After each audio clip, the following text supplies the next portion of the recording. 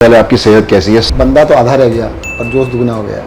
क्या दिखा रहे थे एक दिन, मतलब बड़ा अफसोस भी हुआ, बड़ा बुरा सा भी लगा। कहते देखिए देखिए देखिए सत्येंद्र दूसरा संतरा खा रहे हैं। महीनों तक मुझे सॉलिटरी कन्फाइनमेंट में रखा गया। मेरे सेल में कोई नहीं जा सकता। वहाँ पे एक सेल होता है, ये तो बहुत बड़ी जगह, बहुत छोटी सी जगह होती है। उस सेल में मुझे रखा गया, लगातार रखा गया। 1 साल के अंदर 38 किलो वजन कम हो। इस तरीके के काम किए हैं जो पूरे देश में चर्चा का विषय बन गए। अरविंद केजरीवाल सरकार का ब्रांड बन गए। कई लोग पूछते हैं कि आम आदमी पार्टी की आइडियोलॉजी क्या है? आप राइट हो, लेफ्ट हो, सेंटर हो, क्या हो आप? सड़क है, सड़क पे बनी नहीं है ना, उसको बनाना मेरी आइडियोलॉजी है। अगर बच्चा पढ़ा नहीं है ना, उसको पढ़ाना मेरी आइडियोलॉजी है। आदमी बीमार है, उसको इलाज कराना मेरी आइडियोलॉजी। मैं ना लेफ्ट हूँ, ना सेंटर हूँ, ना राइट हूँ। एक दिन का भी टाइम नहीं था रोने का। मुझे लगा कि मेरे फादर जिंदा रहते ना तो भी मुझे कहते बेटा पहले लोगों को दे।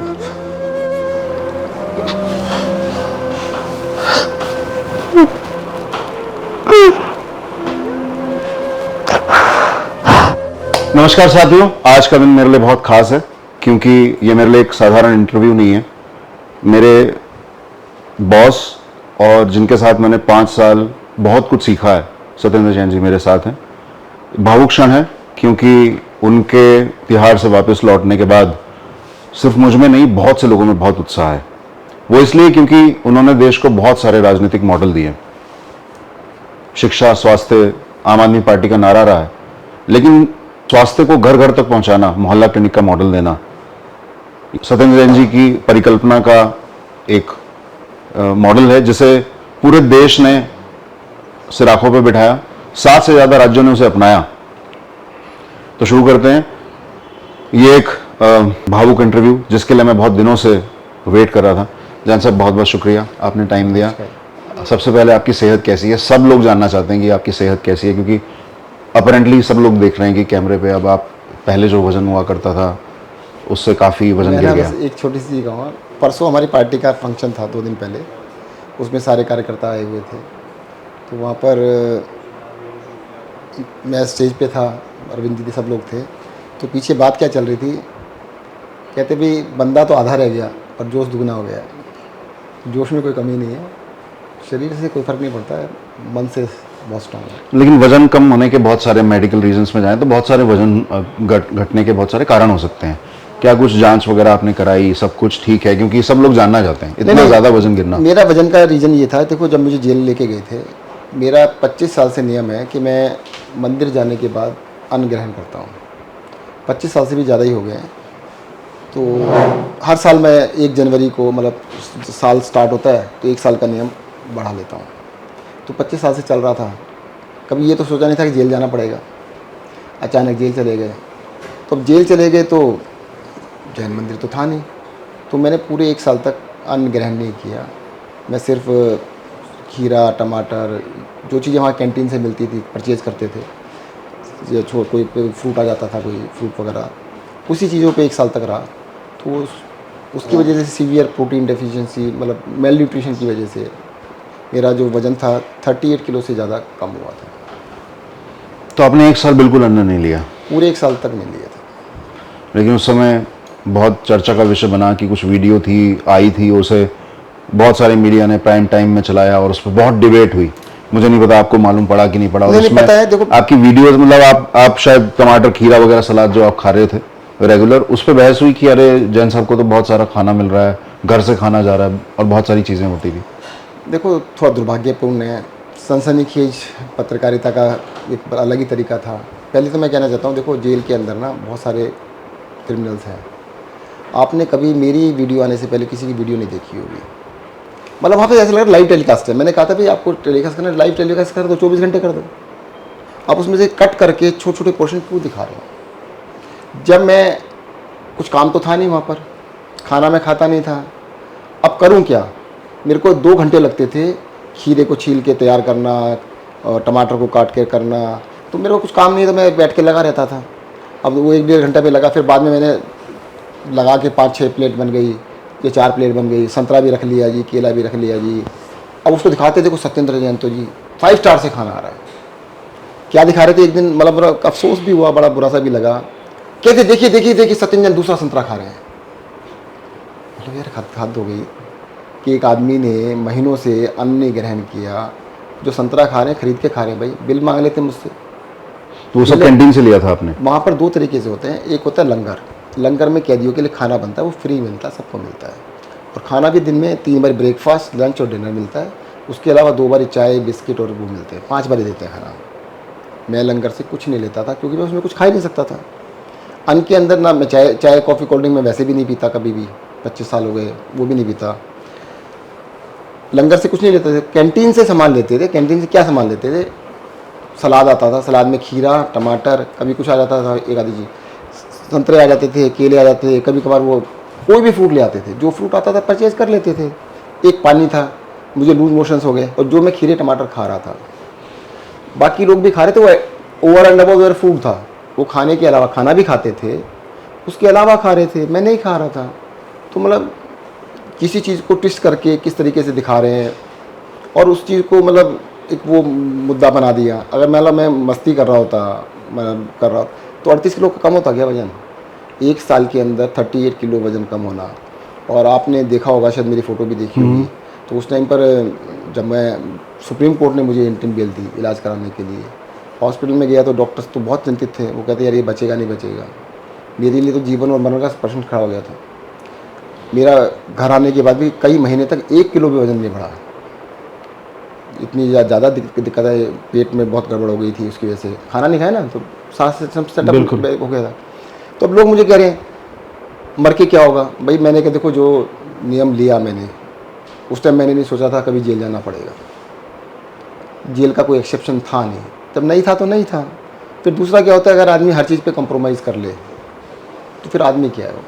लेकिन कभी तो मन में आया होगा कि 1 साल हो गया, इतना लंबे समय हो गया, किसी जैन मुनि से बात करके या भगवान की परमिशन लेके मेरे किसी को तरह से शुरू किया कई जाए? जगह से ऐसे आदेश भी मिले। उन्होंने कहा कि नहीं, अगर एक उपसर्ग वर्ड होता है कि हमारे पास एक बहुत बड़ी समस्या पैदा हो जाए तो उस टाइम पर इसको सस्पेंड कर सकते हैं। मैं नहीं माना। मैंने कहा देखो ये ना बाद में ना लोग अपने हिसाब से रास्ते निकाल लेते हैं, मैं ऐसे रास्ता नहीं निकालूंगा। मैं ये तरीका नहीं, जब तक जेल में हूँ मैं लगातार, मैं चेंज नहीं करूँगा। तो मैं देखो शुरू से ही ज़िद्दी हूँ, बहुत ज़िद्दी हूँ। अपने प्रिंसिपल्स पे, अपनी बातों पे मैं कभी कंप्रोमाइज़ करने वाला नहीं हूँ।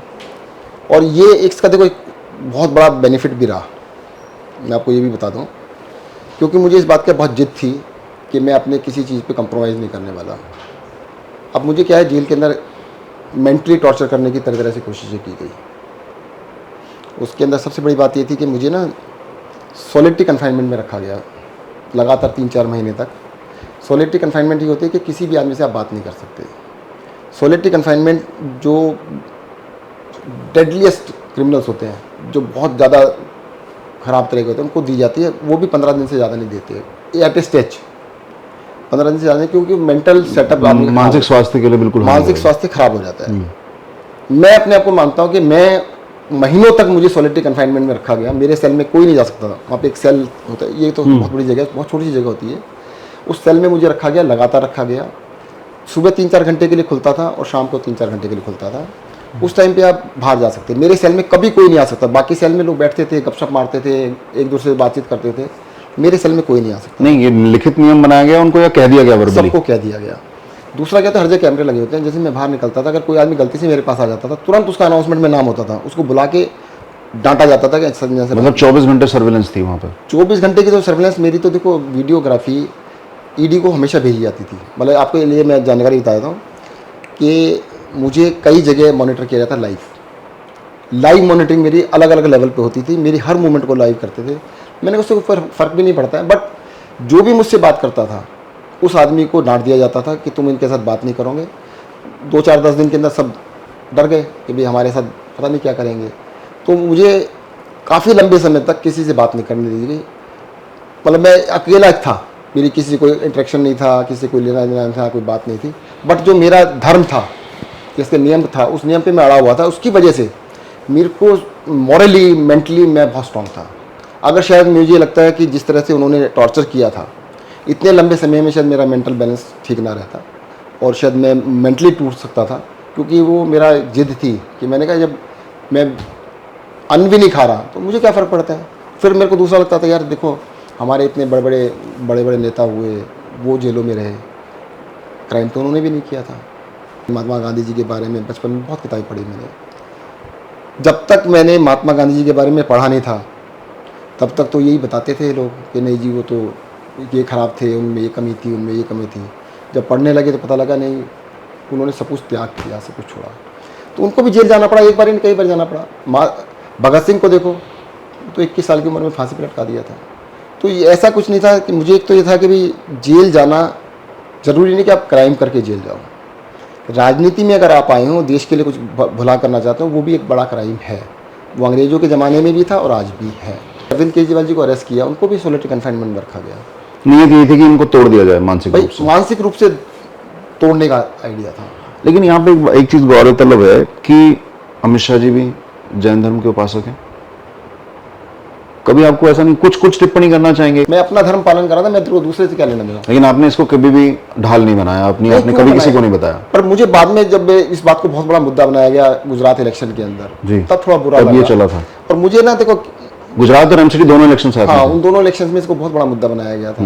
उनको उन्होंने ऐसा बनाया कि भाई जैसे एक तरफ तो मेरे वाइफ, मेरे बच्चे, मेरे परिवार के लोग, मेरे दोस्त सब इतने परेशान थे, कहते उनको लगता था कि किसी दिन, मतलब मुझे नहीं लगता था देखो, क्योंकि मैं तो एक आदमी जो भंवर में होता है ना, उसको नहीं पता होता कि भंवर में है। जो बाहर वाले देख पा रहे थे, उनको लग रहा था कि कहीं इसको कुछ हो ना जाए। क्योंकि जो फोटो आपकी आई, देखो वो भी मेरे को, मैं कहता हूँ कि इसमें दिल्ली पुलिस का मैं धन्यवाद दूंगा कि उन्होंने एक आपस के झगड़े में वो मेरी फ़ोटो आ गई। वो फोटो बाहर आ गई थी। वो बाहर फ़ोटो कैसे आ गई, आप हमेशा देखना मेरी उन्होंने क्या कलाकारी की।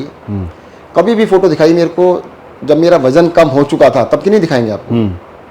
जो वीडियोस रिलीज़ की गई वो मेरे को मतलब हट्टा कट्टा था, मैं ठीक ठाक था, तब की है।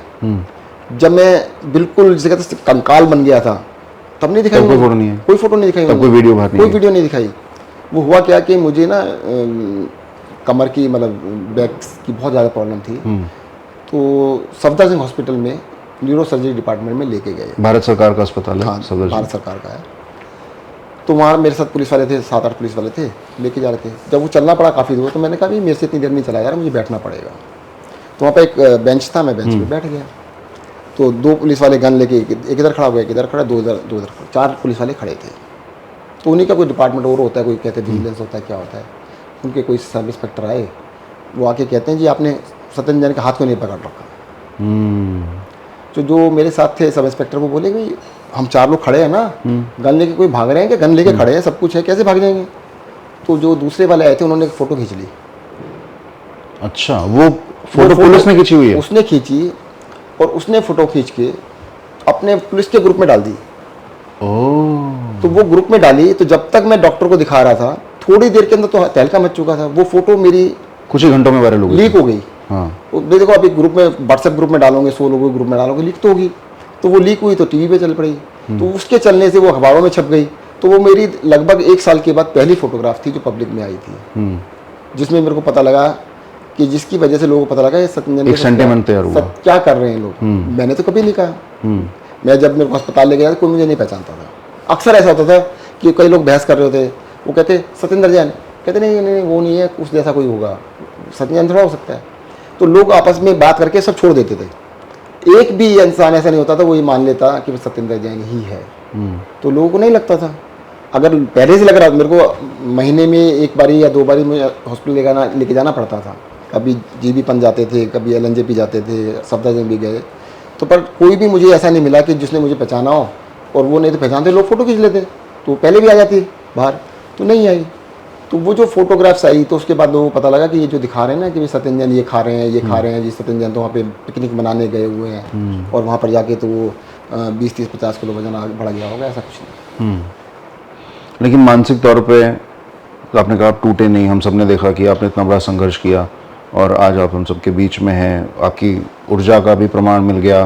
कुछ दिन पहले जो वीडियो आम आदमी पार्टी के हैंडल से गई, जो अरविंद जी भी उस मंच पे थे, आप भी उस मंच पे थे, लेकिन कोई ऐसा मोमेंट जो आप कह सकते हैं कि जिसमें आपका मन थोड़ा भी विचलित हुआ हो या घबराहट हुई हो या मन में एक बार को संशय पैदा हुआ हो कि ये जर्नी अब कहाँ जाके रुकेगी? नहीं, सबसे पहले क्या हुआ, देखो मैं बताऊं, मेरे ना 2 पार्ट रहे जेल के अंदर।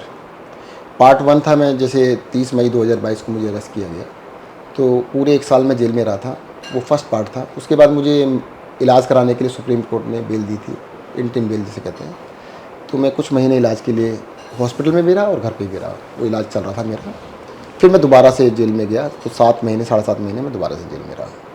जो पहला 1 साल जेल में रहा वो बड़े काफ़ी दिक्कत वाले थे। किस तरह से थे देखो, एक तो मुझे बहुत बड़ा गिल्ट था। गिल्ट इस बात का था कि मैंने अपने परिवार को कहाँ फंसा दिया। उनका तो कोई गलती नहीं थी। अरे मुझे शौक़ चढ़ा था ना कि भी मैं देश के लिए करूँ, देश के लिए वो करूँ। मेरी वाइफ ने, मेरे बच्चों ने तो वैसे कुछ नहीं किया था। सज़ा उनको क्यों मिल रही है? सज़ा तो उनको मिल रही थी, मुझे तो नहीं मिल रही थी। मैं तो ग्रेट बन रहा था अपने आप में, भाई मुझे फांसी चढ़ा दे तो मैं तो और भी खुश हो जाता है, मुझे फांसी दे दी, शहीद हो गए जी। तो परंतु उनका क्या क्राइम था? तो मुझे इतना गिल्ट था इस बात का कि भाई एक तो ये इशू था कि गिल्ट था कि वाइफ के साथ, बच्चों के साथ मैंने ऐसा क्या किया, अपने परिवार के साथ, सारे परिवार के साथ। दूसरा मुझे ये था कि वाई विद मी, मेरे साथ ऐसा क्यों हुआ जब मैंने कोई ऐसा क्राइम नहीं किया। तो अगर तुमने करना था सच्चा लगाओ ना, झूठे आरोप क्यों लगा रहे हो? आई वॉज नॉट, मतलब जैसे कहते मैं समझ नहीं पा रहा था ऐसा कैसे हो सकता है कि भाई जब मैंने कोई गलत काम किया नहीं। इससे पहले थोड़ा उस टॉपिक पे जब आपने कहा ना कि भाई गिल्ट हुआ, तो कभी परिवार की तरफ से कुछ आया आपको जो मन में चुभा हो कि उनकी तरफ से कुछ ऐसा था? बताता हूँ। उनकी तरफ से ये था कि वो बार बार मुझे कहते थे आप खाना खाओ। अब देखो कितनी वो थी कि मैं एक जिद पे था। जिद क्या था मेरे को, मैं जिद भी नहीं कह सकता। अब मैंने धर्म के नाम से, धर्म की वजह से एक नियम ले लिया। अब मैं कोई मेरे ऊपर आफत आ गई मैं उसे छोड़ दूँ, वैसा आदमी तो मैं हूँ नहीं। परंतु मुझे ये भी था कि अब उनकी क्या गलती है, मान लो मेरे को इस वजह से मैं मर जाऊँ तो मेरी वाइफ और बच्चों की तो कोई गलती नहीं थी। वो भी एक गिल्ट था कि यार देखो उनके साथ क्या हो रहा है। और ये भी नहीं लग रहा था कि ये सुप्रीम कोर्ट था तो उसने छोड़ भी दिया। ऐसा नहीं लग रहा था कि शायद कि कभी छूटेंगे भी, कि या तो तुम टूट जाओगे, तब तो तुम एक बार टूट जाओ और उनकी बात मान लो तो उसी दिन छूट जाओगे। टूटने वाले तुम हो नहीं, झुकने वाले तुम हो नहीं, तो ऐसा लगता कोई एंड नहीं है, एंड ऑफ द टनल नज़र नहीं आता था। एक समस्या ये थी। पर उसके अंदर फिर बार बार ना, फिर मैं क्या करता था, मैं उसके फिर सोचता था मेरे फादर नहीं है, मदर नहीं है, कि मेरे फादर टीचर थे। मैंने सोचता मेरे फादर होते तो वो क्या कहते हैं। यदि उनसे आपकी बात होती तो वो आपको क्या सलाह देते? क्या सलाह देते कि भाई अब क्या करना है? क्या वो ये कहते कि सब कुछ छोड़ दे? बिल्कुल नहीं कहते। मेरे फादर ने, मुझे याद है आज भी, देखो जिस दिन मुझे टिकट मिला ना, तो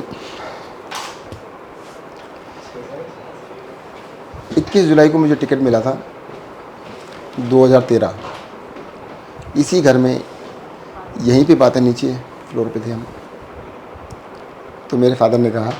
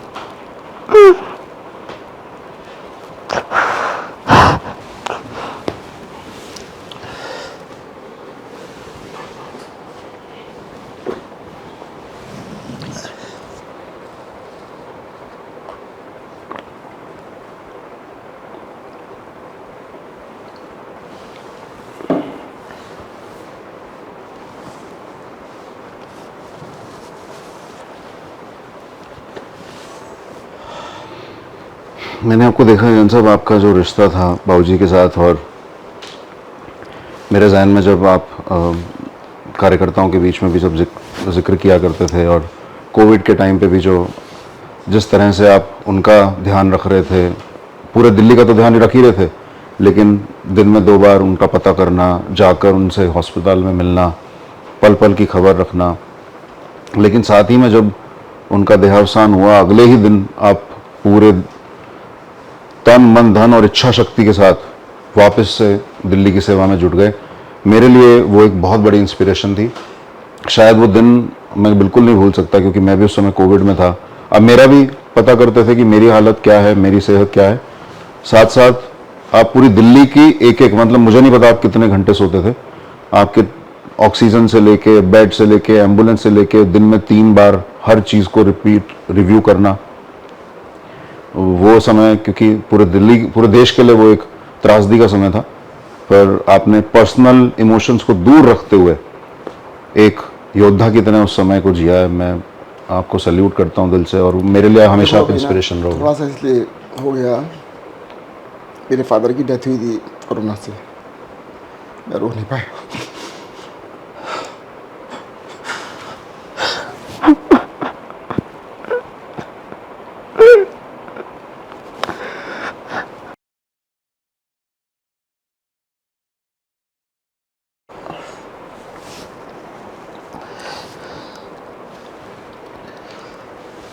एक दिन का भी टाइम नहीं था रोने का। मुझे लगा कि मेरे फादर जिंदा रहते ना तो भी मुझे कहते, बेटा पहले लोगों को देख।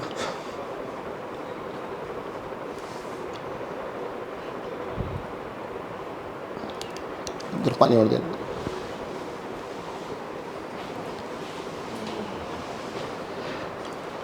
अचानक ना अब फादर की बात स्टार्ट हुई तो याद आ गया।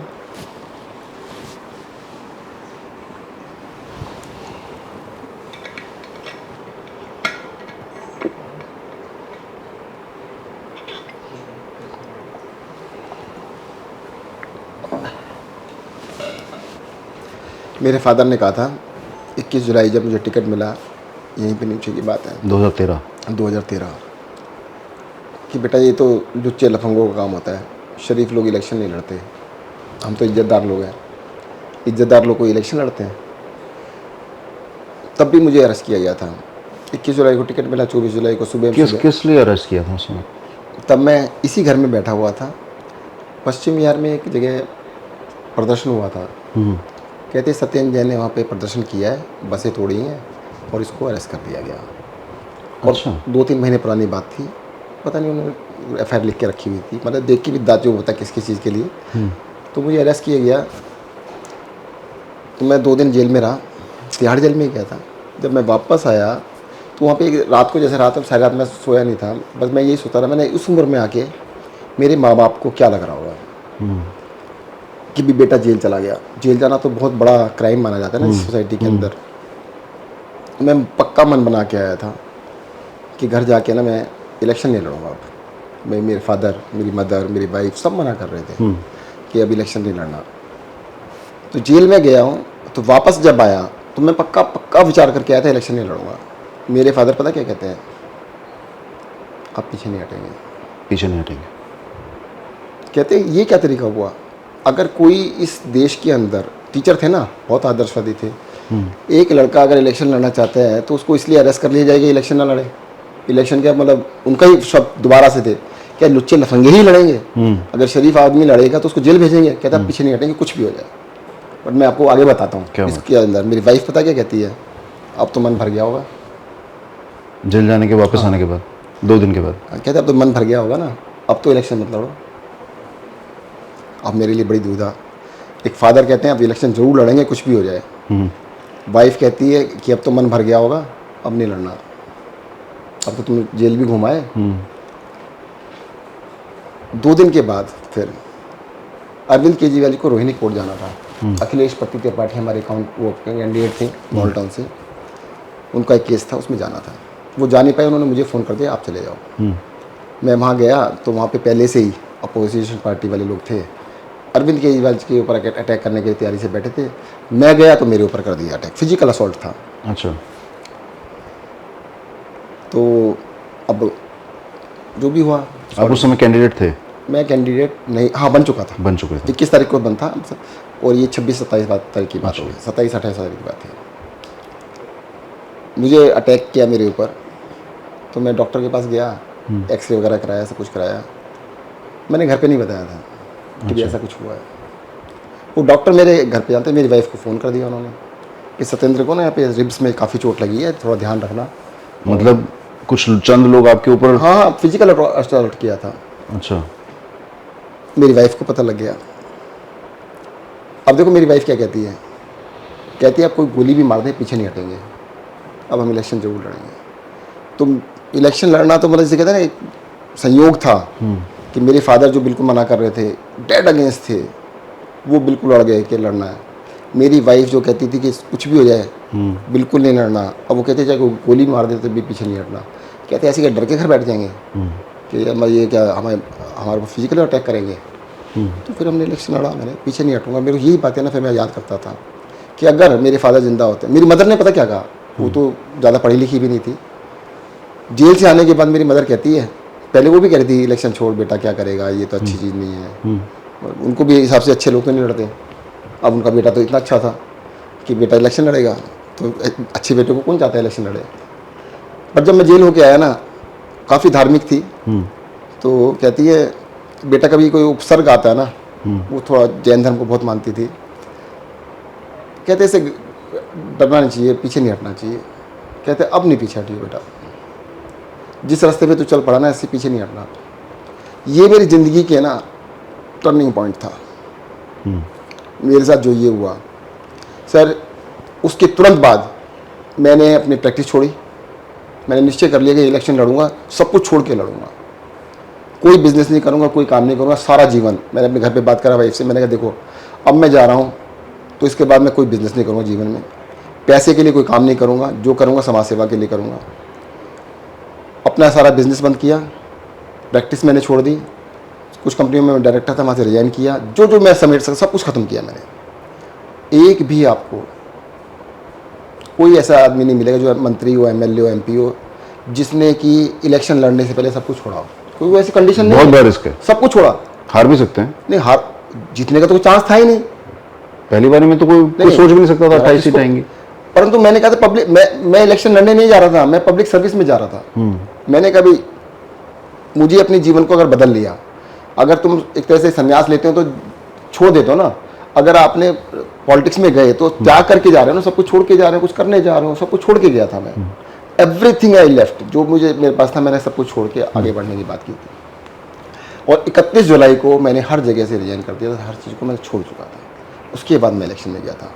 तो मैं अगर जैसे आपने पूछा कि भाई जेल में, तो मेरे को लगता था मेरी मदर क्या कहेगी इस कंडीशन में, तो मैं कहता मेरी मदर यही कहती कि बेटा पीछे मत हटो, बेटा अब पीछे नहीं हटना। मेरे फादर क्या कहते नहीं।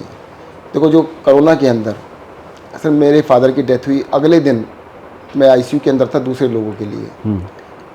देखो वैसे नहीं, मैं हर रोज़ जब कोरोना हुआ हर रोज़ किसी ना किसी हॉस्पिटल के आईसीयू में जाता था, खुद जाता था, अंदर जाता था। मेरे फादर को डर भी लगता था, कहते बेटा तेरे को कुछ हो गया तो क्या होगा। कहते इस देश में तो कितने मंत्री हैं, कोई मंत्री तो अंदर नहीं जाता। मैंने कहा मैं नहीं जाऊँगा, कोई नहीं जाएगा, डॉक्टर भी नहीं जाएगा। ठीक बात। सबसे पहले मैंने हिम्मत करी, आईसीयू के अंदर नहीं जा रहे थे लोग, वार्ड के अंदर नहीं जा रहे थे। मैंने कहा मैं चलता हूँ ना, मैंने पीपी किट पहनी, मैं अंदर गया। मैंने कहा अगर मैं हिम्मत नहीं करूँगा, if I not lead from the front, तो पीछे कौन खड़ा होगा। बिल्कुल मैंने, मुझे ध्यान है एलएनजेपी हॉस्पिटल में गया, वहाँ पे बहुत सारे यंग डॉक्टर्स थे, उनसे मेरी बात हुई। कहते सर हम कैसे करें। मैंने कहा क्या दिक्कत हुई, मैं चलता हूँ, मैं अंदर जाऊँगा। मैंने तुम तो यंग हो, मेरे से आधी उम्र है, तुम्हें किस बात का डर है, तुम डॉक्टर भी हो, मैं तो डॉक्टर भी नहीं हूँ। तो उन्होंने कहा नहीं हमें अपना डर नहीं है, अगर हम घर जाएंगे हमारे पेरेंट्स को गए तो। उसी टाइम ऑन द स्पॉट मैंने आदेश दिया कि 5 स्टार होटल लो, वहाँ पे ललित हॉस्पिटल साथ में, मैंने पूरा होटल ले लो कि हमारे जितने भी ड्यूटी डॉक्टर्स हैं सारे 5 स्टार में रहेंगे। और देश के अंदर पहली सरकार थी दिल्ली सरकार कि हमने सारे स्टाफ को 5 स्टार होटल में रखा था। हमने 5 स्टार से मंगा के खाना खिलाया था सबको। सर मैंने जो फैसिलिटी हो सकती दी मैंने, हमने कहा जो कोशिश करना करें। होम आइसोलेशन पहली बार हमने स्टार्ट किया दिल्ली के अंदर, उससे पहले कुछ नहीं था। तो हमने पूरी जान लगाई, ये मेरा फ़र्ज़ था, हमें करना ही था। जब फ़र्ज़ है तो उसकी ड्यूटी के सामने, देखो हमारे सैनिक बॉर्डर पे लड़ते हैं, तो वो उस टाइम पे अपने परिवार को थोड़ा देख रहे होते हैं, उनके भी बीवी बच्चे होते हैं, सब कुछ होते हैं। विक्रम बत्रा को देखो ना, उसको अगर मूवी देखो, उनके माँ बाप आए थे मुझसे मिलने, कितना वो लगता है कि अगले ने जवानी के अंदर सब कुछ त्याग दिया ना, सब कुछ चला गया ना। तो उन लोगों ने किया, हमें भी हमारी ड्यूटी है ना, हम बॉर्डर पे नहीं है तो हम नहीं करेंगे, अगर आप बॉर्डर के अंदर है तो हमें भी वही करना चाहिए, करेंगे, और ये हमारा फ़र्ज़ है, हम बिल्कुल करेंगे। तो मुझे लगता था कि अगर हमारे को देश को आज़ाद कराने के लिए हमारे फोर फादर्स ने इतने त्याग किए तो उसको ऐसे तो मिट्टी में जाने देंगे। और जहाँ तक जेल जाने की बात है, मुझे कभी इस बात का अफसोस नहीं हुआ कि भाई जेल गए। ये मैंने बता दिया कि मुझे शुरू में गिल्ट ये था कि मेरी वाइफ के साथ, बच्चों के साथ, फैमिली के साथ, कि यार उनको कहाँ फंसा दिया कि मैं जेल में पड़ा हूँ। मतलब उनकी कंडीशन क्या थी, बहुत सारी चीज़ें हैं, उनको रिपीट करने का कोई फ़ायदा नहीं होगा। बट सेकेंड टाइम में वो गिल्ट बिल्कुल नहीं था। जब मैं घर आया, इंटरिम बेल पे जब आप घर आए, हाँ घर, तो मेरी वाइफ ने कहा इसमें आपकी क्या गलती है। जो मैं सोच रहा था बिल्कुल उल्टा निकला उसका। अरे मतलब मैं सोच रहा था कि शायद मेरी वाइफ मुझे कहेगी कि भाई तुमने मेरी ज़िंदगी के साथ क्या किया। मेरे बच्चे कहते हैं father, papa we are proud of you, हमें गर्व है कि हमारे फादर ऐसे हैं, सर ऊँचा उठा के चलते हैं। मेरी वाइफ कहते हैं I am proud of you, पीछे नहीं हटेंगे कभी भी। और तुम्हारी क्या गलती है। अरे भाई वो कहने कि मैंने ही तो कहा था, चुनाव लड़ने के लिए मैंने कहा नहीं मना किया था पहले, बाद में कहा था जब कोई गोली मारते तो भी पीछे नहीं हटना। कहते अगर मैंने कहती तो तुमने मना कर दिया था, तुम नहीं लड़ते। तो वो गिल्ट मेरा नेक्स्ट टाइम पे नहीं था, बिल्कुल नहीं था गिल्ट मुझे। तो इसलिए ठीक है, मेरा वजन कम हुआ, जो मर्जी हुआ, but mentally I am very strong, और उसमें पीछे हटने वाली कोई बात थी नहीं। लेकिन आपने पूरा, क्योंकि इस मुद्दे पे बात हो रही है, तो आपने पूरे स्कैन, अपने टेस्ट वगैरह सारे पूरे कराए, और आप किसी तरीके से, मतलब वजन कम होना ठीक है, एक रीज़न है। नहीं, मुझे ना क्या हुआ था वहाँ पर, टॉयलेट में मैं गिर गया था। हाँ जी। तो मेरे जो स्पाइन है उसमें L4, L5, L6, S1 उसके अंदर थोड़ा हिल गया था वहाँ से। तो उसकी सर्जरी हुई थी? नहीं, उसकी पहले 2 बारी मेरी LNJP में सर्जरी हुई, माइनर सर्जरी हुई। उसके बाद फिर मुझे इंटरिम बेल मिली, तब मैंने अपोलो के अंदर उसकी बड़ी सर्जरी जो होती है स्पाइन की सर्जरी, वो कराई थी। ठीक है, वो बिल्कुल अपनी जगह है, बट बाकी अदरवाइज़ मुझे कोई ऐसी कोई बीमारी नहीं है। तो बिल्कुल मैं, कई बार लोग कहते हैं कि यार कोई बीमारी, मैंने बीमारी क्या होती है, गिरने से किसी को भी हो सकता है, गिरने से हो गया तो ठीक है, चलो ठीक है। तो 1 मिनट लगे यदि आप ये बताना चाहें, क्योंकि किसी भी जरिए से आम आदमी पार्टी के नेताओं को गिरफ्तार करके जेल में डाला गया, लेकिन आपका जो मैटर था वो आपके मंत्री बनने से बहुत पहले का है। वो मैटर बाकी नेताओं को जेल में जिस मुद्दे पर डाला गया उससे कैसे डिफरेंट है, और तो आपका केस बाकी नेताओं के केस से कैसे डिफरेंट है? मुझे भी आज तक समझ नहीं आया कि केस क्या है, और किसी को बताएं तो उसको समझ नहीं आएगा। अभी मैंने आपको बताया कि मैंने 31 जुलाई 2013 में इलेक्शन लड़ने से 6 महीने पहले सारी कंपनियों से रिजाइन किया। कुछ कंपनियों में डायरेक्टर था, उनको छोड़ दिया था मैंने। मेरे ऊपर केस बनाया गया, CBI ED ने जो केस बनाया। और ये केस कब रजिस्टर हुआ? बता देता हूँ। केस रजिस्टर्ड हुआ था, CBI में रजिस्टर्ड हुआ 24 अगस्त 2017 में। उसके 7 दिन के अंदर 30 अगस्त 2017 को ED ने दर्ज किया। कितनी जल्दी, मैं 6 दिन में रजिस्टर कर लिया। मतलब कुछ इंस्ट्रक्शंस का मैटर है। हाँ, और 7 साल हो गए, अब तक इन्वेस्टिगेशन कंप्लीट नहीं हुई है। 7 साल से ऊपर हो गए हैं, कोई इन्वेस्टिगेशन ही कंप्लीट नहीं हुई। सर हमें लगा चार्जशीट दाखिल कर दी उन्होंने, इन्वेस्टिगेशन कंप्लीट हो गई होगी। बाद में पता लगा इन्वेस्टिगेशन कंप्लीट ही नहीं है। हमने पूछा भाई इन्वेस्टिगेशन कंप्लीट नहीं है तो आपने क्यों किया ऐसा? कहते हमें तो अरेस्ट करना था, हमने कर लिया। क्योंकि तो कानून तो है कि 60 डेज में आपको चार्जशीट डालनी पड़ती है। चार्जशीट डाल दी उन्होंने। अच्छा, बिना इन्वेस्टिगेशन पूरे हुए। इन्वेस्टिगेशन आज भी चल रही है, अभी भी कंप्लीट नहीं। मतलब उसको घसीटना है किसी तरीके से। सर देखो, ये तो मजाक बना रखा है ना कानून का। ED तो किसी कानून को मानती नहीं है। अब सुप्रीम कोर्ट उनके खिलाफ कई सारे आदेश दे रहा है। सुप्रीम कोर्ट ने कहा अरेस्ट का तरीका ठीक होना चाहिए, इलीगल अरेस्ट नहीं कर सकते हैं। बट ED से मतलब अलग ही तरह की एजेंसी है जो अलग तरह से काम कर रही है। कानून का मतलब बहुत कम कानून को मानते हैं वो लोग। आज भी इन्वेस्टिगेशन 7 साल के बाद चल रही है। मेरी चार्जशीट में सबसे पहले क्या लिखा है? सत्येंद्र जैन ने क्रिमिनल कॉन्स्पिरेसी की। क्रिमिनल कॉन्स्पिरेसी किस चीज़ के लिए हो सकती है? क्राइम के लिए, किसी और चीज़ के लिए नहीं। क्राइम कब हुआ? कहते 2015 में, 2015 से 17 के बीच, जब आप रिजाइन दे चुके थे उसके बाद, जब मंत्री बन गया। अच्छा। कॉन्स्पिरेसी कब हुई? कहते 2010 में। 2010 में ना आम आदमी पार्टी बनी थी, ना सत्येंद्र जैन इलेक्शन लड़ सकता था, मंत्री बनने का चांस कहाँ से था? तो मैं एक अंतर्यामी था, मुझे भगवान ने वो दी थी दिव्य शक्ति। हाँ 2010 में मुझे पता लग गया था कि अरविंद केजरीवाल जी होंगे, आम आदमी पार्टी बनाएंगे, मैं इसमें जुड़ जाऊंगा, मैं मंत्री बनूंगा। इसके लिए मैंने क्रिमिनल कॉन्स्पिरेसी करी। मतलब क्रिमिनल कॉन्स्पिरेसी, मैं किसी की हत्या करने वाला हूँ, और वो पैदा नहीं हुआ, उसके माँ बाप की शादी भी नहीं हुई, और उसकी हत्या की प्लानिंग कर ली मैंने। कि प्लानिंग पहले हो गई कि शादी भी नहीं हुई, माँ बाप मिले भी नहीं, कुछ भी नहीं हुआ, उससे 5 साल पहले उसने हत्या की तैयारी कर ली और मेरे ऊपर वो क्रिमिनल कॉन्स्पिरेसी बना दी है। तो इस तरह से केस चल रहा है। हमने कहा उनको, कहते देखो जी हमारा काम पूरा हो गया, हमारा काम था अरेस्ट करना, हमने कर लिया। सेकंड काम था हम बेल नहीं होने देंगे, हमारा कानून ऐसा, हमने बेल नहीं होने दी कि 2 साल 3 साल निकाल दिए। तो ठीक है, उनको जो करना था करें। अब अंग्रेज भी तरह तरह के कानून बना के, तरह तरह की चीज़ें बना के, वो भी तो कानून के हिसाब से कहते थे, हमने कानून के हिसाब से किया, वो भी तो कानून को सामने आगे कर देते थे ना। अगर भगत सिंह को फांसी दी उन्होंने तो कानून से दी, इलीगल नहीं दी उन्होंने, तो कानून लगा देते। तो लेकिन जो सरकार में आपका काम करने का रिजॉल्व था, जिस तरह से, क्योंकि कोविड का बार बार जिक्र आता है, क्योंकि एक महामारी का दृश्य था चारों तरफ, जो रिजॉल्व था आपका, चाहे आपने यमुना की बात की, अभी भी बाहर आने के बाद भी आपने यमुना की बात की, आपको कुछ ऐसा महसूस हुआ कि क्योंकि इस तरीके के काम किए हैं जो पूरे देश में चर्चा का विषय बन गए, अरविंद केजरीवाल सरकार का ब्रांड बन गए, उसकी वजह से टारगेट किया जा रहा है, या आपको ये मैसेज दिया गया हो कि आप अच्छा चलो बाहर कर देंगे, ये काम मत करना, या चुनाव मत लड़ना, या पार्टी छोड़ दो, कुछ प्रलोभन आए? चलो मैं आपको असली बात बताता हूँ क्या है। सत्येंद्र जैन को अरेस्ट किया सबसे पहले, फिर मनीष सिसोदिया, फिर संजय सिंह, फिर अरविंद केजरीवाल। एक पार्टी के अंदर, जो पार्टी बने 10 साल भी नहीं हुए, टॉप लीडरशिप पे सबको अरेस्ट कर लिया। कुछ तो कॉमन होगा, कुछ तो रीजन होगा उसके पीछे। काफी सोचा, जेल के अंदर सोचा मैंने, ऐसा क्या था यार, पूरी पार्टी को अरेस्ट कर लिया, और भी हमारे कार्यकर्ताओं को अरेस्ट किया, बहुत सारे एमएलए पे केस बना दिए। इसमें ऐसी क्या खास बात है जो इसके ऐसे पीछे पड़े? इसका जवाब मुझे पता कब मिला। मैं हॉस्पिटल में एडमिट था, मेरी सर्जरी होने वाली थी। तो सर्जरी से पहले ना 5 डॉक्टर्स मेरे साथ खड़े थे। वो कहने सर मैं हमको जानते हैं, सत्येंद्र जैन को अच्छी तरह जानते हैं, आपने तो कोरोना के अंदर क्या काम किया है सबको पता था। कहते जिसने अपनी जान की परवाह नहीं करी, कभी भी मर सकते थे। मतलब आईसीयू के अंदर जिसमें कहते थे कि भाई इतना वायरल लोड होता है, हर रोज जाता था मैं, रात के 2 बजे भी जाता था।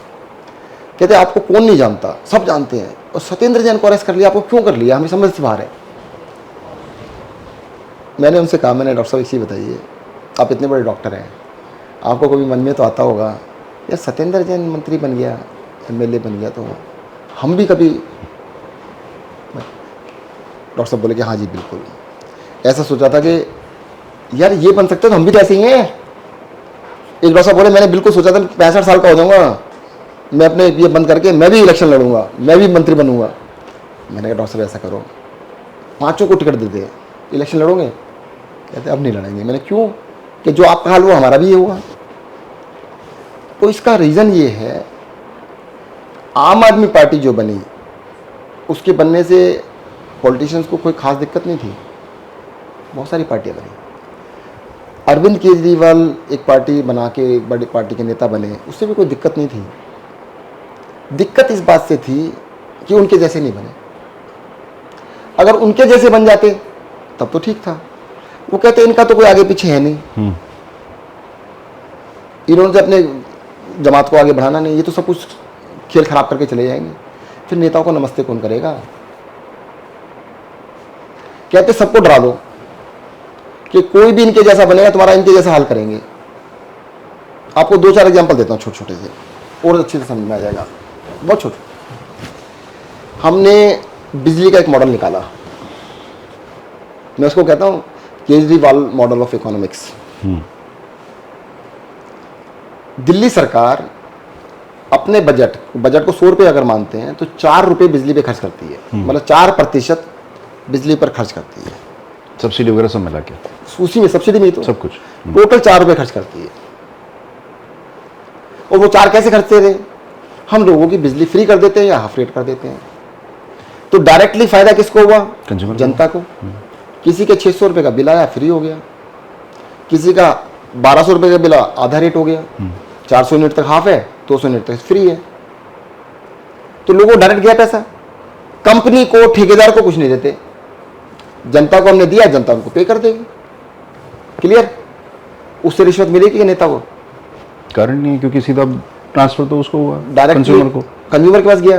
भाई जिसका 600 रुपये का, 800 रुपये का बिल जीरो हो गया, हो सकता है कंपनी आपको रीच आउट करे, बोले मत करो हमारे को। हाँ बता, आप खुद ही कह देंगे, आपने आंसर दे दी। तो उसमें से ऐसा नहीं कि 800 रुपये फ्री हो गए तो 200 रुपये अरविंद केजरीवाल को भेज दे, वो तो पॉसिबल नहीं है। अब क्या है, बाकी राज्य क्या करते हैं? हम 4% खर्च करते हैं, सबसे कम करते हैं देश में। बाकी राज्य 10%, 12%, 15%, यानी 100 रुपये अगर खर्च किए उन्होंने, उसमें से 10 रुपये, 12 रुपये, 15 रुपये, 100 रुपये में से खर्च करते हैं बिजली के ऊपर। कैसे खर्च करते हैं? वो जनता को नहीं देते, वो कंपनियों को देते हैं, ठेकेदार को देते हैं कि घाटा हो गया, बिजली में घाटा हो गया। अब घाटा कौन देगा? सरकार देगी। सरकार ने ठेकेदार को दिए, कंपनी को दिए, तो 5,000 करोड़ दे दिए, फ्री में देगी क्या? एक कंपनी को 5,000 दे दिए, एक को 10,000 करोड़ दे दिए, एक को 5,000 करोड़ दे दिए, एक को 2,000 करोड़ दे दिए, फ्री में देंगे क्या? अरविंद केजरीवाल ने 600 रुपये दिए, वो तो वापस तो कुछ नहीं आ रहा, परंतु उस नेता ने जो दिए 2,000 करोड़ या 10,000 करोड़, उसमें कुछ तो वापस आएगा नहीं आएगा? इतनी तो पॉलिटिक्स सब जानते हैं। इसी शर्त पे दिया हो क्या मालूम यार, ये तो अपना अंदाजा लगा लो, इतनी तो जनता समझदार है। वो कहते हैं यार ये सारी पॉलिटिक्स खराब कर देगा केजरीवाल, जनता को पता लग जाएगा। सारे नेता क्या कहते हैं? पैसा नहीं है जी। क्या है? पैसा नहीं है जी, पैसा नहीं है जी, फ्री में कुछ नहीं देंगे जी। अभी यूपी में फिर से बिजली के रेट बढ़े हैं। मैं क्या कह रहा हूँ, हम तो कह रहे हैं कि यार हद होगी, पैसे की कोई कमी नहीं, नीयत की कमी है, कि जनता को पता लग जाएगा नीयत ही खराब है और कुछ खराब नहीं है। तो अगर हम फ्री दे सकते हैं, तो इसलिए उनको लगता है कि यार ये ना सारा सिस्टम जनता को बता देंगे, जनता को पता लग जाएगा कि भाई साहब जो कंपनी को पैसे दिए वो हमारे ही पैसे दे रहे हो तुम। जो 10,000 करोड़ कंपनी को दिए तो हो सकता है 1,000 करोड़ वापस मिले तुम्हारे को। लेकिन अभी तो बीजेपी ने अपने अनाउंस किया है कि हम आएंगे तो 300 यूनिट बिजली फ्री देंगे, महिलाओं को 2,100 रुपये देंगे। अनाउंस करने में क्या जाता है? ना आना, एक कहावत है ना नो मन तेल होगा ना राधा नाचेगी। कहने को कुछ भी कहो, क्योंकि जहां बाकी राज्यों में सरकार है वहां तो बिजली के रेट बढ़ रहे हैं, दिल्ली में कैसे फ्री करेंगे? ऐसा बीजेपी की ना शायद 22 राज्यों में सरकार है लगभग, तो 22 में से कितनी जगह फ्री करी है अभी तक बिजली? 300 यूनिट, एक में भी नहीं। एक में भी नहीं। फिर दिल्ली में क्या खास बात है जो करेंगे? इसलिए करेंगे क्योंकि करने नहीं है, कहने में क्या जाता है? कहते हैं ना ख्याल अच्छा है गालिब, ख्याल में क्या जाता है? तो ख्याल करते रहते। तो उस समय आपने कुछ पुस्तकें ऐसी पढ़ी हो जो आपको कुछ मैसेज दे गई हो? जैसे आपने ये नंबर बताया जो कि पहले कभी इस तरह का नंबर नहीं आया सामने आपके पुराने स्पीचेस में या पुराने कभी भी जब बात हुई तो कभी ये नंबर सामने नहीं आया। तो ऐसा लग रहा है कि जब उस समय आपने कुछ नंबरों के ऊपर काम किया होगा। साथ साथ अभी आपने एक नंबर दिया था जीडीपी को लेके, कि वो भी थोड़ा सा बताइए कि वो नंबर कैसे वर्कआउट किया। आपको एक दूसरी चीज बताता हूँ। हमारे देश में प्रति व्यक्ति आय, एक आदमी की एक साल की इनकम $2750, यानी लगभग 2,30,000 रुपये प्रति वर्ष है। पूरे देश की एवरेज? पूरे देश की एवरेज। वो एक आदमी की, एक परिवार के नहीं है। अगर परिवार में पति पत्नी, माँ बाप और बच्चे, 2 बच्चे मान लेते हैं, तो 6 लोगों का परिवार हो गया, तो वो 13 लाख रुपए साल के हो गए। 2,30,000 इंटू 6 मतलब 13,80,000 हो गए। तो ये करीब 100 करोड़ लोग बीपीएल से कम हुए? नहीं, ये सबका एवरेज बनता है। एवरेज बनता है। अगर इतना रहे तो खुशहाली आ जाएगी, कोई दिक्कत नहीं है। तो यानी एक परिवार में एक महीने के अंदर लगभग 1,15,000 20,000 रुपये की इनकम होनी चाहिए एवरेज। परंतु इस देश के 100 करोड़ लोग 30,000 रुपया एनुअल से भी कम कमाते हैं या खर्च कर पाते हैं। मतलब लगभग 2,500 रुपये। 2,500 रुपये महीना की कमाई है प्रति व्यक्ति। अगर 100 करोड़ लोगों की ये हालात हैं, 80-85 करोड़ लोगों को गेहूं फ्री में देना पड़ता है, गेहूं भी नहीं खरीद पाते हैं। तो वैसे देश तरक्की क्या कर रहा है? 4-5 लोगों की तरक्की करने से देश तो तरक्की नहीं कर रहा।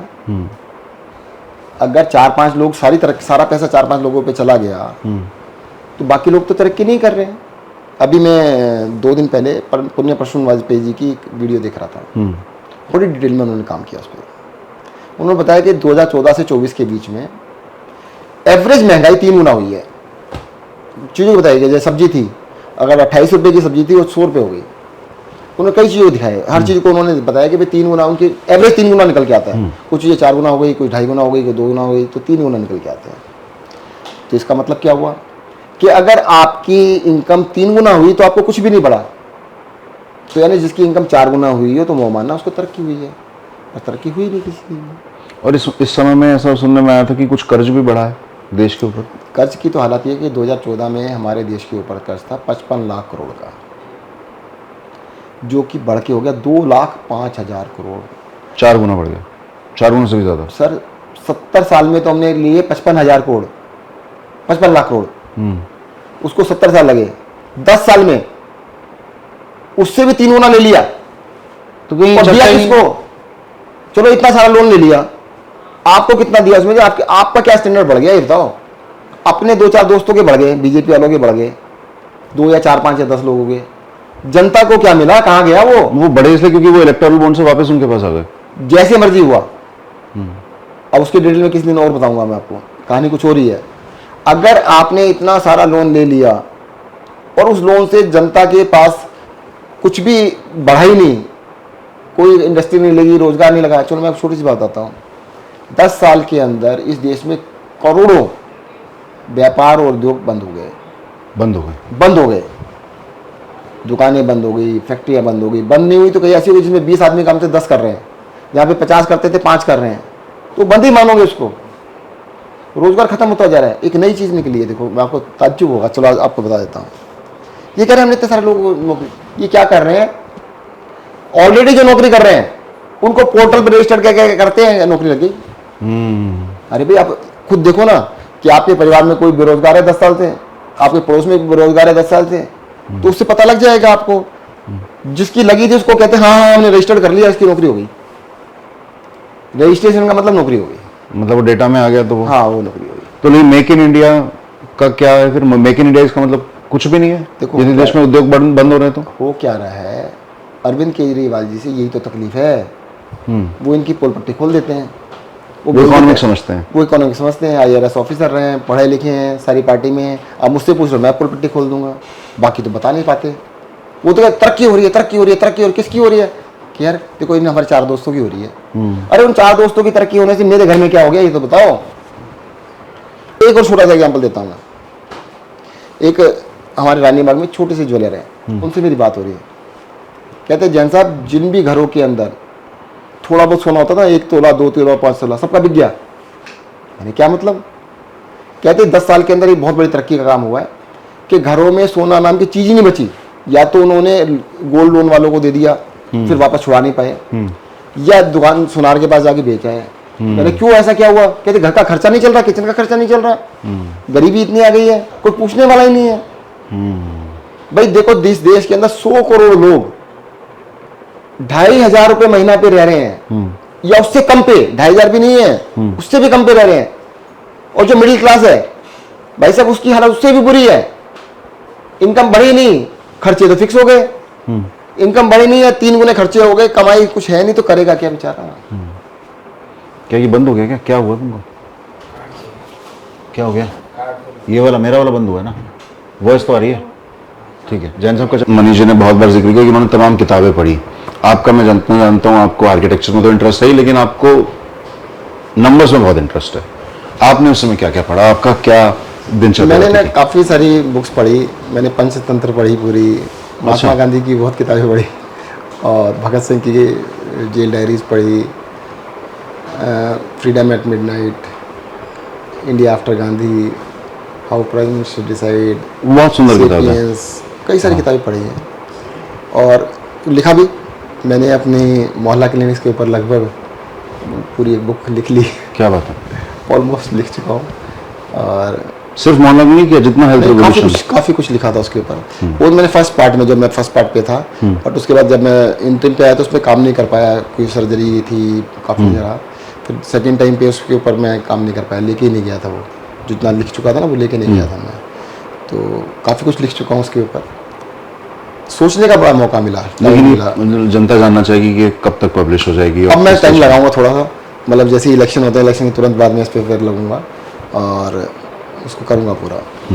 अपने काफ़ी संस्मरण लिखे, उसमें मैं जेल वाली बातें नहीं लिखी अभी तक, थोड़ा बहुत 10-20 पेज शायद उसके ऊपर भी थोड़ा बहुत लिखूंगा। बहुत बढ़िया, तो बहुत सुंदर। तो इस समय आपको, जब इतना समय आप रहे, बहुत लंबा समय था, तो कभी कोई मैसेज, कोई व्यक्ति आपसे आके मिला हो, प्यार से साम दाम दंड भेद, कुछ रीच आउट किया हो किसी ने आपको, किसी भी पार्टी की तरफ से? सलाह यही होती थी कि भाई बाकी लोग देखो कितने अच्छे हैं, असम में मुख्यमंत्री बन गए, महाराष्ट्र में उप मुख्यमंत्री बन गए, कहते क्या रखा है, क्यों लड़ रहे हो, कंप्रोमाइज़ करो, आप भी खुश रहो। जिसे कहते हैं शुरू से ही डिफेक्टिव डिजाइन है, जिद्दी जिद्दी कह सकते हो, जो भी कह सकते हो। अरविंद केजरीवाल की तरह से पॉलिटिक्स करने वाले हैं। अब मैं ये जरूर कह सकता हूँ, जो शुरू में बैठते थे ना, अरविंद जी कहते थे कि देखो यार सारे मेरे साथ तो लग गए हो, तुम्हें सबको जेल जाना पड़ेगा। तो शुरू में लगता था कि मोटिवेट करने के लिए कहते हैं हमारे को।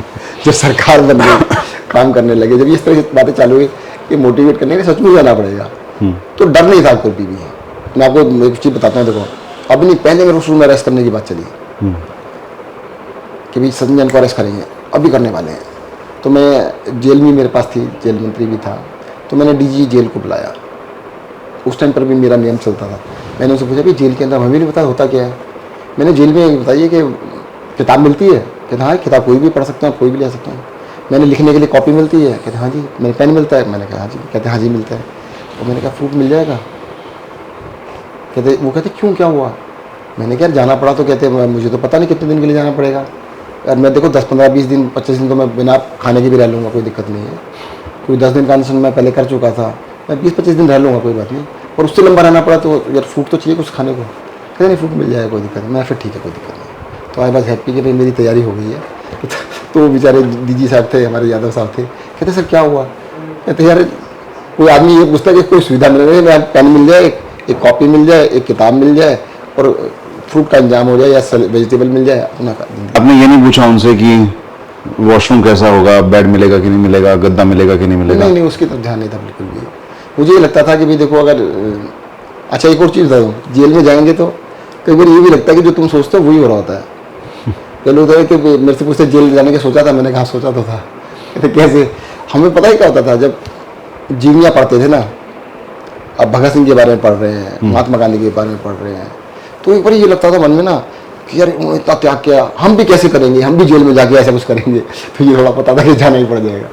तो मुझे लगता है कि ये भी बहुत बड़ी इच्छा थी कि शायद हम भी जाके इतना बड़ा त्याग करेंगे, कुछ करेंगे। त्याग तो नहीं कह सकते, परंतु हाँ ठीक है, अगर तुम किसी चीज़ के लिए, मकसद के लिए आगे बढ़ते हो तो उसकी सज़ा के लिए तैयार रहो कि देश के लिए अगर कोई भी भला करना चाहोगे, उस सिस्टम के अगेंस्ट खड़ा होना चाहोगे, जो सिस्टम बन चुका है, तो आपको प्रताड़ित तो किया जाएगा। पर मैं ये कहना चाहूँगा यंग जनरेशन को, उनको पॉलिटिक्स में आना चाहिए, बट जिसको भी अपना कैरियर बनाना हो बिल्कुल नहीं आना चाहिए। Politics is the worst career.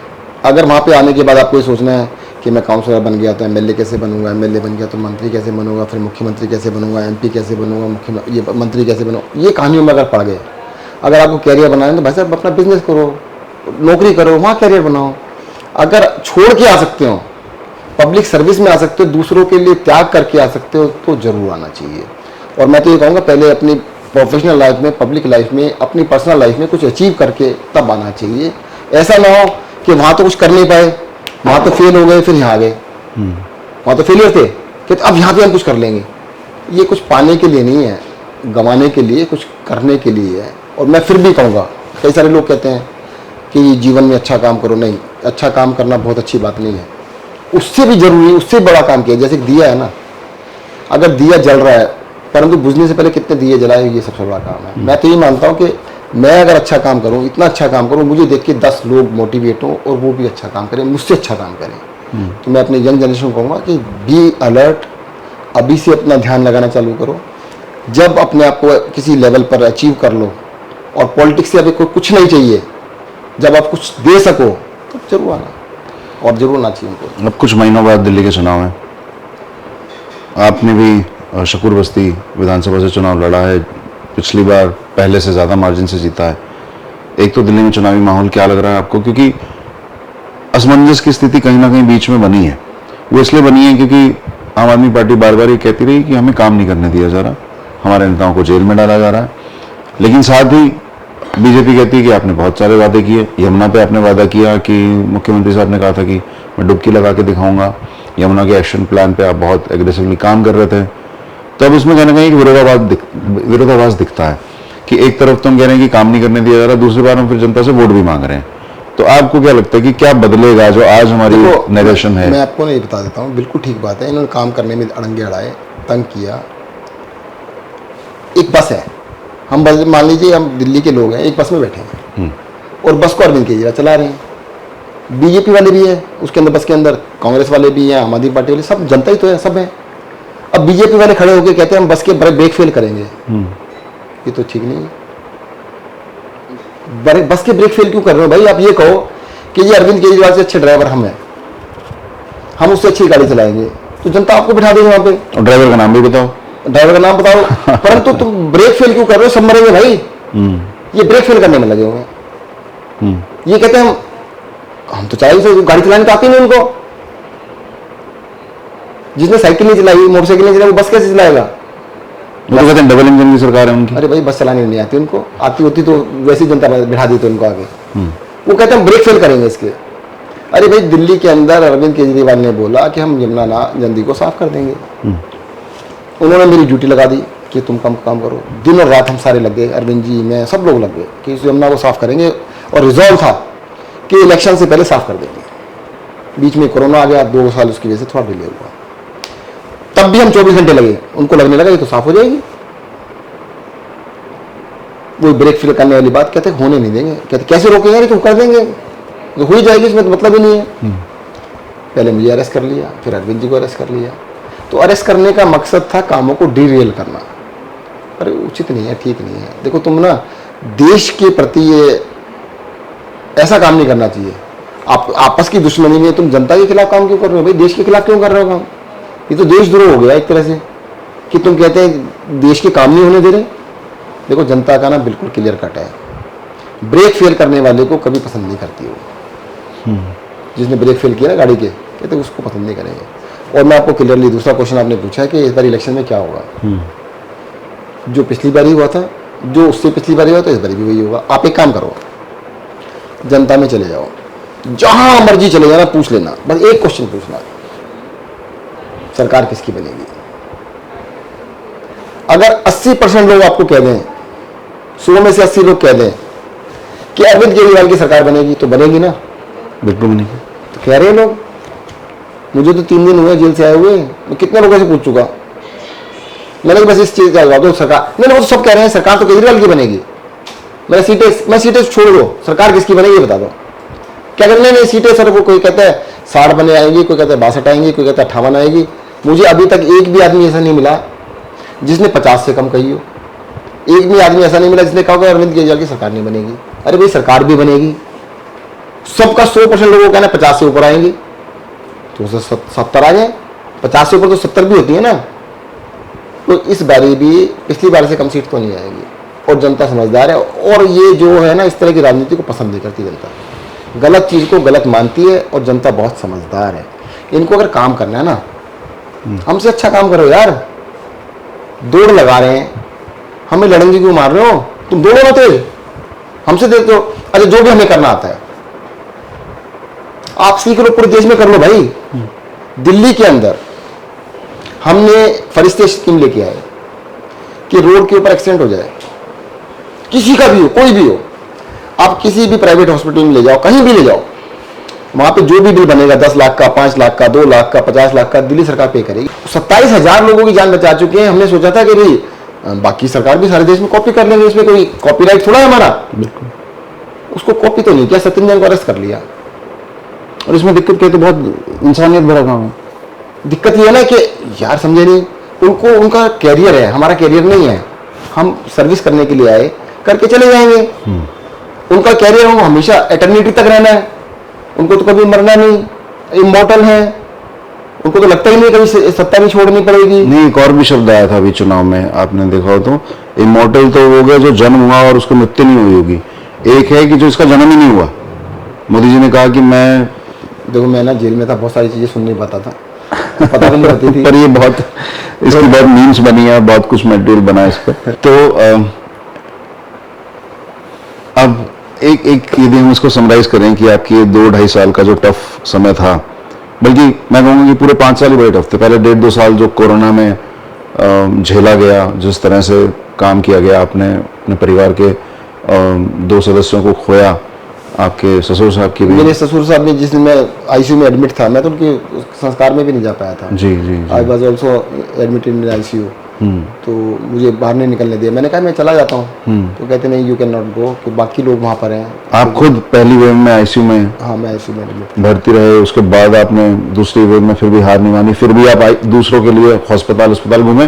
मेरे को भी आप साथ लगे, मुझे भी कोरोना हुआ था, पर मैं भी आपके साथ गया, मैं भी पीछे नहीं हटा था, मुझे याद है।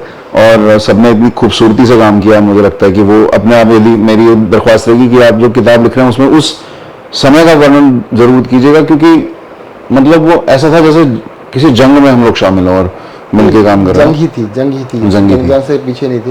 देखो, डॉक्टर्स ने, स्टाफ ने, सब लोगों ने बिल्कुल फ्रंट पे जाके काम किया।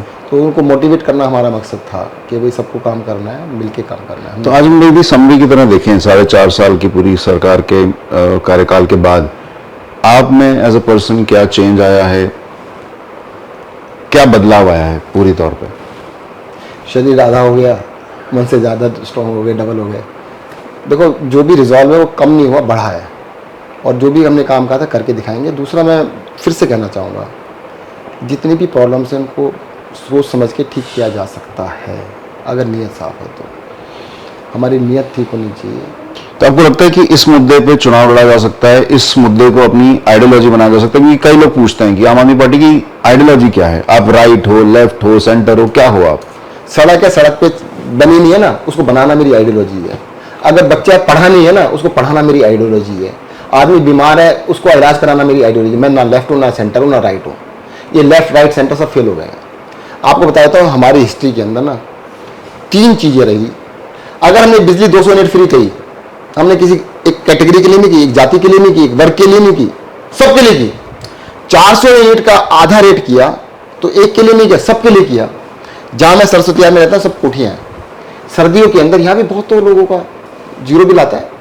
400 यूनिट का आधा बिल तो बहुतों का आता है। पानी 70% लोगों का फ्री है, 20,000 लीटर फ्री है, 70% लोगों का फ्री है। हमने ये नहीं कहा, हम कह रहे हैं कंजम्पशन थोड़ी कम करो, आपका ही फ्री हो जाएगा। तो हमने कभी ये नहीं कहा कि इसको देंगे, इसको नहीं देंगे। महिलाओं के लिए बस यात्रा फ्री की, हमने ये नहीं कहा कि बीपीएल कार्ड दिखाऊंगा तब करेंगे। सबके लिए किया, हमारी बेटियां हैं, बहनें हैं, सबको लिए है। तो हमने कभी डिफ्रेंशिएशन नहीं किया। जो भी सरकार को करना है सबके लिए करना चाहिए। उसका यूज कौन करेगा? अरे भाई, बस में कौन जा रहा है? जो कार में बैठा वो तो नहीं जा रहा। यूज वो करेगा जिसको आवश्यकता है, करो। आपके लिए भी अलाउड है। ये मॉडल के ऊपर इनको आपत्ति है सब। ये कहते हैं हम एक कैटेगरी बनाएंगे, उसको करेंगे। अरे ये कैटेगरी क्यों बना रहे हो तुम? किसको इतना क्यों नीचे ला रहे हो तुम? और बेसिकली मैं बता देता हूं, चलो, दुनिया के अंदर 2 तरह के देश हैं, डेवलप्ड और अनडेवलप्ड। आप किसी डेवलप्ड देश का नाम ले लो, स्वीडन है, डेनमार्क है, नॉर्वे है, यूके है, फ्रांस है, जर्मनी है, अमेरिका है, कनाडा है, ऑस्ट्रेलिया है, न्यूजीलैंड है। और अनडेवलप्ड या अंडरडेवलप्ड या डेवलपिंग कंट्रीज हैं, उनकी लिस्ट बना लेते हैं।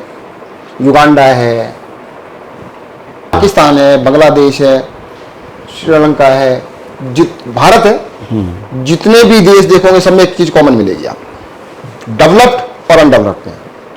जितने भी डेवलप कंट्रीज हैं, जो कहते हैं ना फ्री में नहीं देना चाहिए, सारे फ्री देते हैं। वहां पर वहां के नागरिकों के लिए एजुकेशन फ्री है, वहां के नागरिकों के लिए हेल्थ केयर फ्री है, और बेसिक नेसेसिटीज के लिए, उसको बेसिक इनकम कहते हैं वो लोग, वो उनके लिए करते हैं। जो अनडेवलप्ड है, 5 स्टार होटल वहां भी है। इंडिया के अंदर भी बड़े बड़े 5 स्टार होटल्स हैं। इंडिया के अंदर भी बड़े बड़े एयरपोर्ट है। डेवलप कंट्री क्यों नहीं है भाई साहब? क्योंकि हम कहते हैं फ्री में कुछ नहीं देंगे। क्यों नहीं देंगे भाई? जो आदमी के घर में अगर 2,500 रुपये महीना मिल रहे हैं उसको, तो अपने बच्चों को कैसे पढ़ा लेगा? इलाज कैसे करा लेगा? पढ़ाएगा नहीं, ठीक नहीं होगा, इलाज नहीं कराएगा तो तरक्की कैसे करेगा? अरे भाई साहब, वो लेवल प्लेइंग फील्ड देनी पड़ेगी। अगर इस देश को तरक्की करनी है तो कुछ चीज़ों को हमें करके देना पड़ेगा। सरकार की जिम्मेदारी है, इससे हम बच के भाग नहीं सकते। वो चाहते हैं जनता को मूर्ख बनाए, पर ठीक है, आप कुछ लोगों को मूर्ख बना सकते हो, कुछ दिनों तक मूर्ख बना सकते हो, हमेशा नहीं बना सकते। और केजरीवाल जो है इस बात को लोगों तक ले जा रहे हैं, धीरे धीरे समझा लेंगे, समझ में आ जाएगा सबको। और समझ में आ रहा है सर, पूरे देश के अंदर मैं तो गारंटी से कह सकता हूँ, कहीं चले जाना आप, रिमोट से रिमोट एरिया में चले जाओ। केजरीवाल के बारे में लोग जानते तो हैं यार, कुछ तो कर रहा है। वो भी कहते हैं हमारे यहाँ क्यों नहीं आ रहे भाई, हमारे यहाँ भी करो ना। अब दूसरी बात देखो, कॉपी क्यों कर रहे हो आप? हर चीज़ कॉपी मारने में लगे हैं। पहले कहते हैं केजरीवाल गलत कर रहा है, ये गलत कर रहा है, फिर उसी को कॉपी करने की कोशिश करते हैं। भाई साहब हम गलत है, हमारी कॉपी क्यों मार रहे हो? मेरे पीछे बैठे हो, मेरी नकल मार रहे हो और मुझे गाली दे रहे हो। आपको लगता है कि सभी नेताओं के जेल से वापस आने के बाद आम आदमी पार्टी के कार्यकर्ताओं में भले ऊर्जा आ गई, लेकिन जो वोटर है दिल्ली का, वो सिंपैथी से या एम्पैथी से या आपके साथ खड़ा होगा दिलो जान से? और होगा तो वो कैसे होगा? क्या मैसेजिंग रहेगी पार्टी की? देखो, इस देश का जो मतदाता है ना, जो आम मतदाता है, वो बहुत समझदार है। उसकी समझ के ऊपर शक करने की जरूरत नहीं है, उससे सब कुछ जानता है। एक गाना था ना पिक्चर का, ये पब्लिक है सब जानती है, तो ये पब्लिक है सब कुछ जानती है, उसे पता है क्या सही है क्या गलत है। केजरीवाल की सरकार ने जो किया जनता के लिए किया, जनता को पता है। और ये भी पता है कि भाई साहब अगर इस सरकार को हटा दिया ना, आते ही बंद कर देंगे सब कुछ। दिल्ली के अंदर एजुकेशन को हमने टॉप कर दिया, सबके लिए फ्री कर दिया। हेल्थ केयर को टॉप क्लास किया है, सबके लिए फ्री किया है। महिलाओं के लिए बस फ्री कर दी। बुजुर्गों के लिए तीर्थ यात्रा हम फ्री में करा रहे हैं। हम मोहल्ला क्लिनिक खोल रहे हैं, बिजली फ्री, पानी फ्री, सब कुछ कर रहे हैं ना लोगों के लिए। बीजेपी वाले अगर आ गए ना, उसी दिन सब कुछ बंद कर देंगे, क्योंकि उन्हें जनता के लिए कुछ करना ही नहीं। और एक आपको एग्जाम्पल बताता हूँ, देखो हम तो जनता से डरते हैं, बीजेपी वाले से जनता डरती है। तो भाई साहब आप उसको चुनो जो आपसे डरे, उसको कभी मत चुनो जिससे आप डरो। आप देख लो आप किससे डरते हो, कौन आपसे डरता है। तो जनता समझदार है, तो कहेंगे भाई साहब केजरीवाल से कोई नहीं डरता, तो केजरीवाल को वोट देंगे, चिंता मत कीजिए। मुझे लगता है कि बहुत से लोगों को जैसे आपने कहा ना कि 100 करोड़ लोग हैं जो हाशिए पर हैं इकोनॉमी वाइज भी, शायद उन तक मैसेजिंग नहीं पहुंच रही उन तक, क्योंकि मेन स्ट्रीम मीडिया तो पहुंचा नहीं पा रहा है कि मेन मुद्दे क्या है उनके लिए। जो ऊपर से न्यूज़ आ जाए, जो ऊपर से आदेश आ जाए, वही न्यूज़ है। तो लोग इन्हीं की कंपनियों का डेटा यूज करके उसको फैलाओ इस तरह की, जिस तरह की केजरीवाल इकोनॉमिक्स जो बताई सर ने, उसको यदि आप फैलाओगे नीचे तक, तो लोगों तक ये दिमाग में उनकी बत्ती चलेगी, उनको समझ में आएगा कि एक्चुअली राजनीति की शक्ल सूरत ऐसी हो भी सकती है।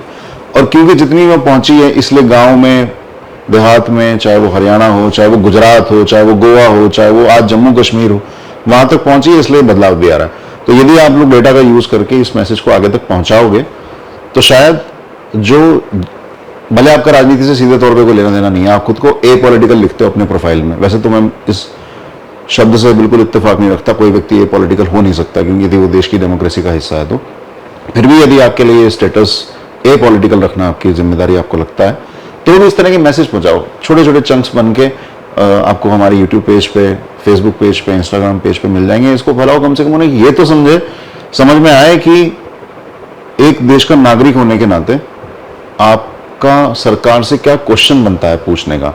और यदि अरविंद केजरीवाल ऐसी पॉलिटिक्स को जन्म दे रहे हैं जिससे वो कहते हैं कि हम आपसे डरे, ऐसी पॉलिटिक्स आप देश में लेके आओ, तो ऐसे कौन करेगा भाई? जरा सोचना अगली बार वोट डालते समय। जैन साहब, सिर्फ एक आखिरी सवाल के साथ मैं आपसे विदा लेना चाहूंगा कि अब फैमिली का रिजॉल्व क्या है? आपने अपना रिजॉल्व बताया, फैमिली के मन में क्या है आने वाले चुनाव, क्योंकि अब चुनाव तो आ ही रहे हैं, लेकिन चुनाव से हटके भी उनके लिए परिस्थिति कैसे रही, वाइफ का कैसा रोल रहा, बच्चों का कैसा रोल रहा? कि जब मैं पहली बारी 1 साल जेल में रह के आया, इंटरव्यू पे बाहर आया, तो उसी टाइम पता लगा था मेरी वाइफ, मेरे बच्चे सब मेरे साथ हैं। बच्चों ने कहा we are proud of you, हम सर ऊपर करके चलते हैं। मिलते थे आपसे जेल में वाइफ आती थी, हर हफ्ते में 2 बारी आती थी मेरी वाइफ। बेटी कुछ बारी आई है, पर मना करता था उसको, छोटी है ना। और बड़ी बेटी का मैंने नाम ही नहीं लिखा उसको, सी वाज एक्सपेक्टिंग, तो उसका मैंने नाम ही नहीं लिखवाया था। तो बट पूरा परिवार। तो कितने हफ्ते में मुलाकात होती थी भाभी से? जैसे वाइफ की तो हफ्ते में 1-2 बारी आती थी। कैसे होती थी मुलाकात, मतलब क्या? शीशा लगा हुआ है उस तरफ, वो इस तरफ, मैं वो दिखता हूँ पिक्चर में दिखाते हैं, बिल्कुल इस तरह से होता है। तो उसमें वो क्या मतलब, क्योंकि बड़ी लंबी लाइनें रहती हैं मिलने वालों की, कुछ बाहर कोई वीआईपी सिस्टम था या आम सिस्टम था? पहले बाहर सड़क पे खड़े होते थे, 1 घंटा 1.5 घंटा लगता था वहाँ पे फिर वो बनता था, पास बनता था, फिर अंदर 1-1.5 किलोमीटर पैदल जाते थे, फिर वहाँ पे जाके लाइन में लगता है। तो वो सब मतलब 2-2.5 घंटे लगते थे मिलने के लिए? हाँ तो उनको ऐसा नहीं हुआ कि आप एक्स मिनिस्टर की वाइफ हो, केजरीवाल सरकार के इतने बड़े?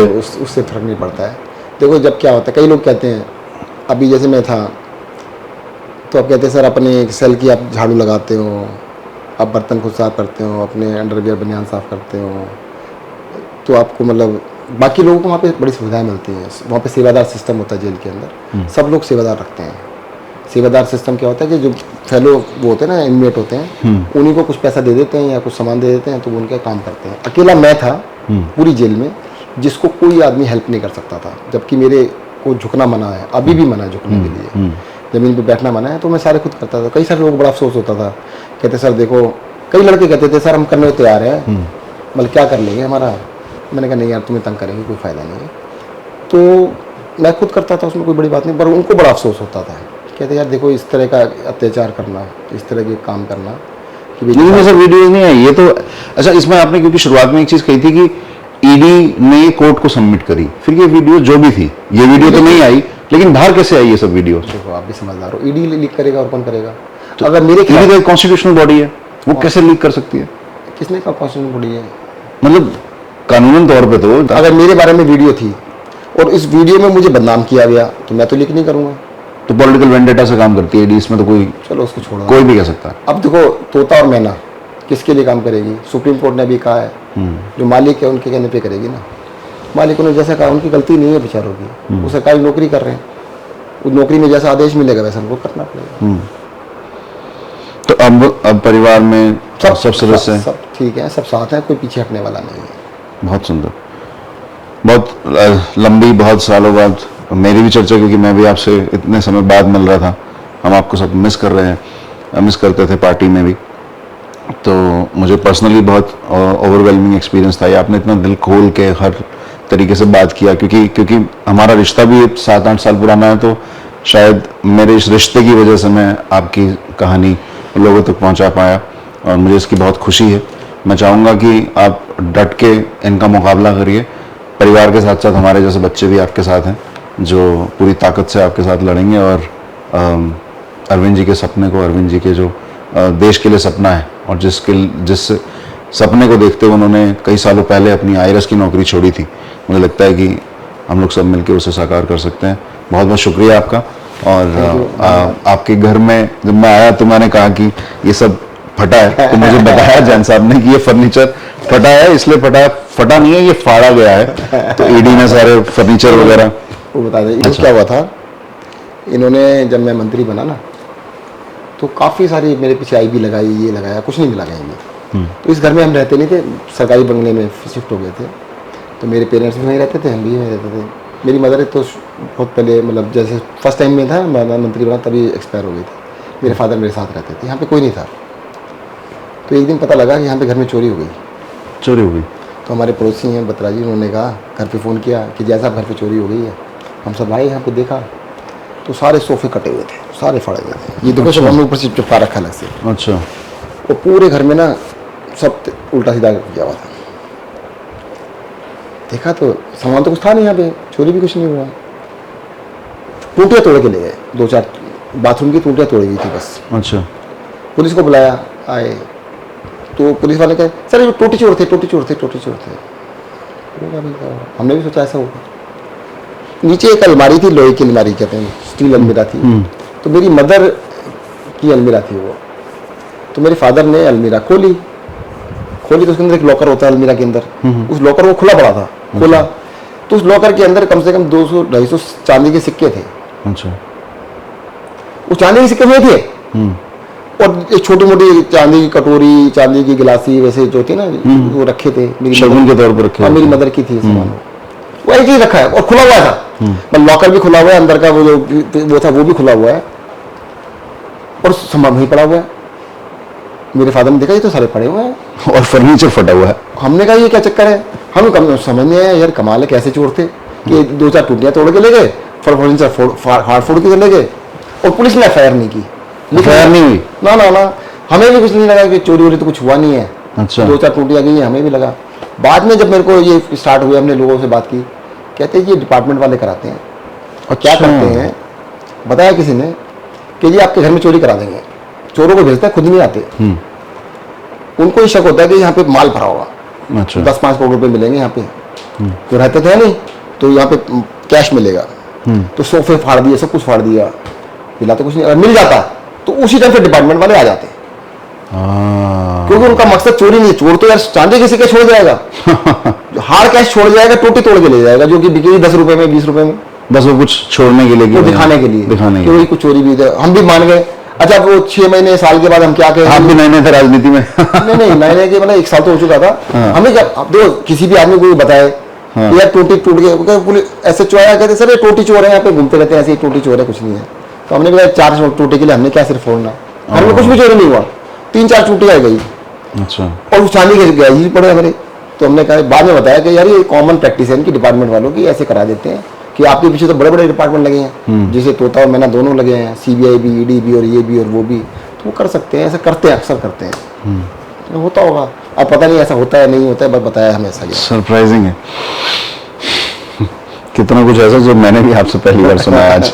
खैर ठीक है, बहुत बहुत शुक्रिया जैन साहब, बहुत उम्मीद है कि आपके साथ फिर से काम करने का मौका मिलेगा, और सब लोग इसको जरूर भेजिए आगे, क्योंकि इतिहास लिखा जा रहा है, और जिस तरह से अरविंद जी कहते हैं कि आज़ादी की दूसरी लड़ाई है, वो लड़ाई का नेचर अलग था, लोग अलग थे, समाज अलग था, आज समाज अलग है, लेकिन जो समाज की ज़रूरत है उसको लेकर अरविंद केजरीवाल काम कर रहे हैं, और let's work it out together. Thank you so much.